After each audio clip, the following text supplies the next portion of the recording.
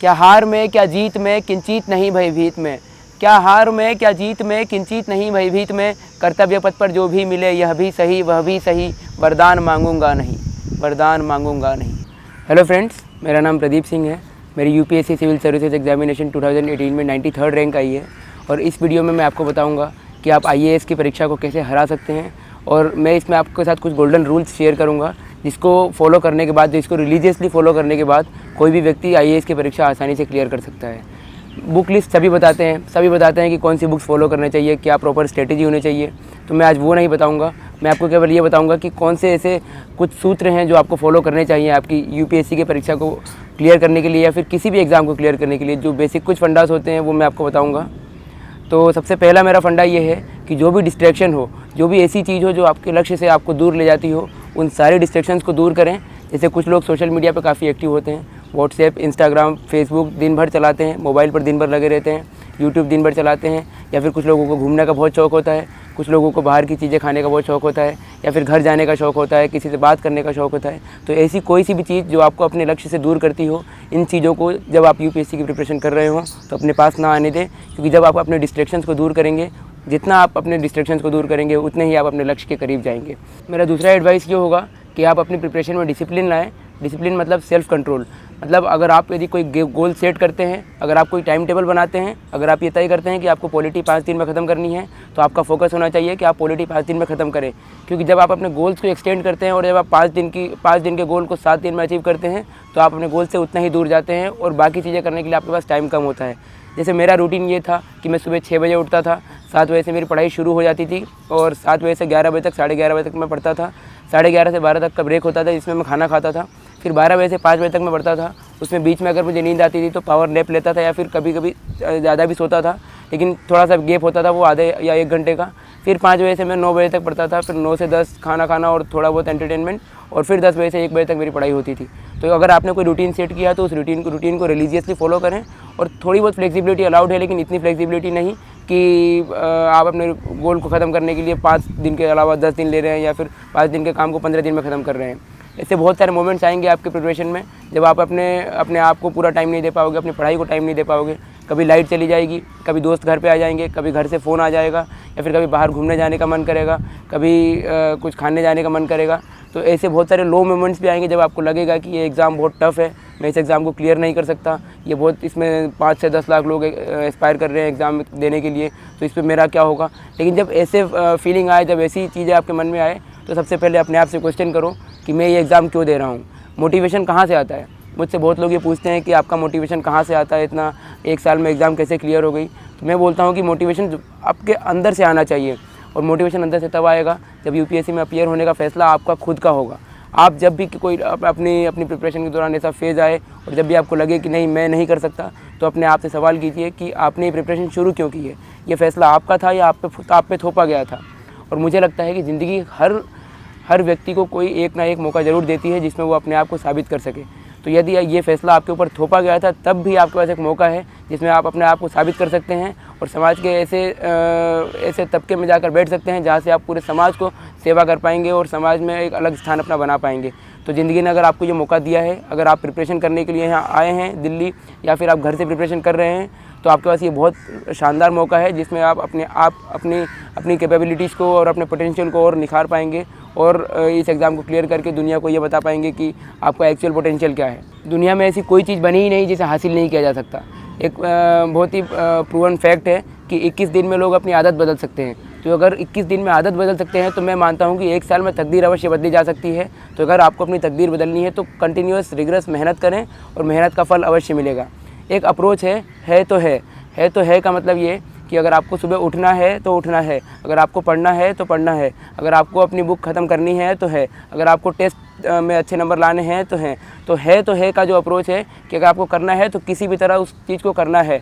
और ये अप्रोच अगर आप लाइफ में फॉलो करेंगे तो मुझे लगता है कि कोई भी एग्ज़ाम, यूपीएससी तो केवल एक एग्ज़ाम है, और ज़िंदगी की और भी जो परीक्षाएं होती हैं, जो रियल लाइफ की एग्ज़ाम्स होती हैं, उसको भी आप आसानी से क्लियर कर सकते हैं। अपनी प्रिपरेशन के दौरान स्टूडेंट्स एक गलती और ये करते हैं कि एक ही चीज़ को पढ़ने के लिए या एक ही चीज़ को करने के लिए वो कई सारे सोर्सेज़ का इस्तेमाल करते हैं।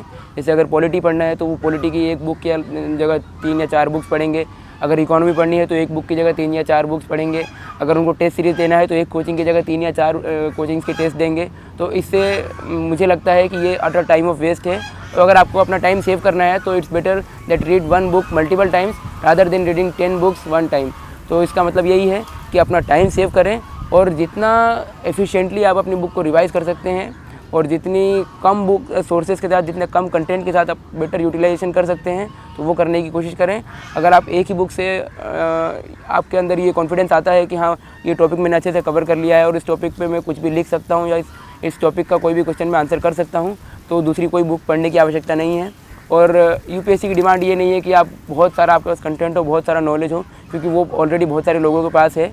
लेकिन मैंने अधिकतर ये देखा है कि जिन लोगों के पास बहुत सारा नॉलेज होता है वो इस एग्ज़ाम को क्लियर नहीं कर पाते हैं, क्योंकि लेस इज़ मोर हियर। जितना कम आपके पास नॉलेज है उतना ज़्यादा आपके लिए बेनिफिशियल है। नॉलेज सारी सब्जेक्ट्स का होना चाहिए, उसके लिए आप सिलेबस और प्रीवियस ईयर पेपर्स देखें और जितना भी जैसे भी क्वेश्चन पूछे गए हैं, जिस टॉपिक से जैसे क्वेश्चन पूछे गए हैं वैसा एनालाइज करें आप और अपने प्रिपरेशन में ये चीज़ लाने की कोशिश करें कि कम से कम सोर्सेज पर रिलाई करें और उन सोर्सेज का बार बार रिवीजन करें, ताकि जो भी सोर्सेज आप पढ़े हैं उसका वो पूरी आपको कंठस्थ हो और आपको एकदम मगअप होना चाहिए वो सारी चीज़ें।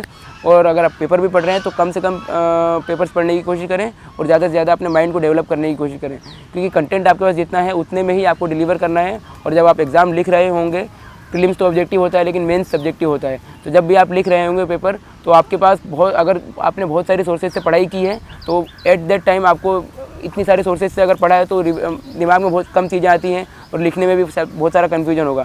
और अगर एक ही सोर्स से बार बार पढ़ा है तो लिखने में बहुत आसानी होगी और आसानी से आप कोई भी क्वेश्चन का आंसर लिख पाएंगे। तो मेरा एडवाइस होगा कि कम सोर्सेज पर रिलाई करें और उन सोर्सेज का बार बार रिवीजन करें। एक सबसे बड़ी चीज़ होती है जब भी आप किसी चीज़ की प्रिपरेशन कर रहे हो या किसी चीज़ की तैयारी कर रहे हो, तो सबसे बड़ी चीज़ होती है कि कॉन्फिडेंस। आपके अंदर ये कॉन्फिडेंस होना चाहिए कि हाँ मैं ये चीज़ कर सकता हूँ। और कॉन्फिडेंस तभी आएगा जब आप पूरी तरह से उस चीज़ के लिए तैयार हैं। यदि आप यूपीएससी प्रीलिम्स का एग्ज़ाम देने जा रहे हो या मेंस का एग्ज़ाम देने जा रहे हो तो आपके अंदर ये कॉन्फिडेंस आना चाहिए कि हाँ मैंने तैयारी पूरी की हुई है। तो इसका सबसे बड़ा तरीका ये है कि आप अपने माइंड को फूल करें, आप अपने माइंड को बेवकूफ़ बनाएं कि हाँ मैंने तैयारी की हुई है। हो सकता है कि आपने इकोनॉमी थोड़ा आपका वीक रह गया हो सकता है आपका हिस्ट्री थोड़ा वीक रह गया हो, लेकिन अपने माइंड को ऐसे ट्रेन करें कि नहीं मैंने हिस्ट्री पूरा पढ़ा हुआ है और मैंने जितना पढ़ा है उतने में से मैं सारे क्वेश्चंस का आंसर कर पाऊँगा। तो अपने माइंड में ऐसा कॉन्फिडेंस डेवलप करें कि नहीं कैसा भी क्वेश्चन आएगा I will be able to handle that question. तो जब ये कॉन्फिडेंस आपके अंदर आएगा तो कैसा भी पेपर हो, तो अगर आप तुक्के भी मारेंगे तो आपके तुक्के भी सही जाएंगे, क्योंकि आपके अंदर कॉन्फिडेंस होगा और जितना कम नॉलेज होगा उस कम नॉलेज पे भी आप अपने आप को ज़्यादा डिलीवर कर पाएंगे। एक बहुत ही फेमस लाइन है जो मैंने सुनी थी कहीं कि मंजिल तो मिल ही जाएगी भटकते ही सही, गुमराह तो वो हैं जो घर से निकले ही नहीं। तो अगर आप घर से निकल गए हैं तो मंजिल ज़रूर मिलेगी आपको। ये ज़रूर है कि टाइम ज़्यादा लग सकता है या फिर ये भी हो सकता है कि कभी मंजिल पे पहुंचने के रास्ते में आपका रास्ता बदल जाए, क्योंकि हो सकता है कि कई बार 5 या 6 अटेम्प्ट देने के बाद भी एग्ज़ाम नहीं होता है क्लियर। लेकिन इसका मतलब ये नहीं है कि आपकी ज़िंदगी ख़त्म हो गई। ज़िंदगी यहाँ से शुरू होती है और ज़िंदगी का नया ट्रैक वहाँ से शुरू होता है। इन 4-5 सालों में जो भी आपकी प्रिपरेशन का फेज़ है उसमें कई सारी चीज़ें नई सीखने को मिलती है। तो अगर आप मेरा एडवाइस ये होगा कि अगर आप घर से निकल चुके हो प्रिपरेशन के लिए, अगर आपने प्रिपरेशन शुरू कर दी है तो पूरी डेडिकेशन के साथ, पूरी डिटर्मिनेशन के साथ एग्ज़ाम दो। 10 लाख से ज़्यादा लोग इस एग्ज़ाम का फॉर्म भरते हैं और 5-6 लाख से ज़्यादा लोग इस एग्ज़ाम को देते हैं। इसका मतलब ये नहीं है कि सारे लोगों का एग्ज़ाम क्लियर होगा, लेकिन एग्ज़ाम अगर क्लियर नहीं भी होता है तो भी कोई टेंशन की बात नहीं है।